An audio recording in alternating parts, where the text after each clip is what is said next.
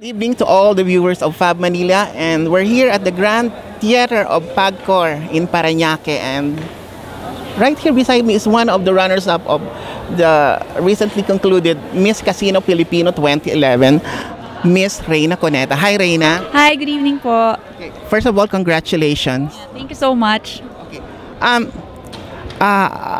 Are you a relative of Miss Sharon Cuneta, the megastar? Yes po. Actually, kapatid po siya ng daddy ko. Okay. So kaya naman pala lahi kayo ng mga beautiful and pretty. Yes, thank you. Okay. As one of the runners-up, ano yung mga obligations mo sa PAGCOR?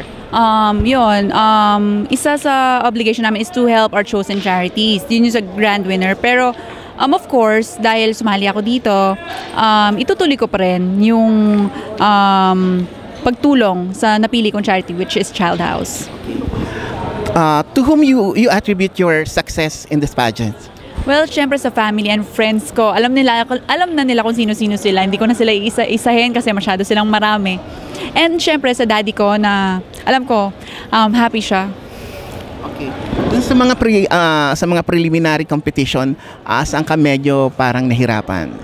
Well, preliminary. The question and answer, the swimsuit, the evening gown, so... Siguro sa swimsuit competition kasi hindi ako masyado nakapag-diet since 1 week lang ang preparation namin for this. And yun lang. Okay lang yun kasi na-compensate naman ng yung height eh. Thank you so much. Okay. So...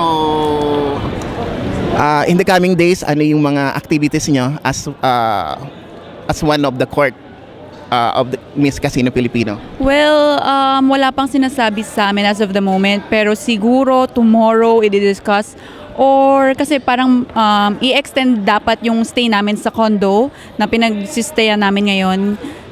Tapos merong mga meeting daw para sa mga job opportunities para sa ibang mga candidates. Thank you very much, Reyna. Thank you po, sir.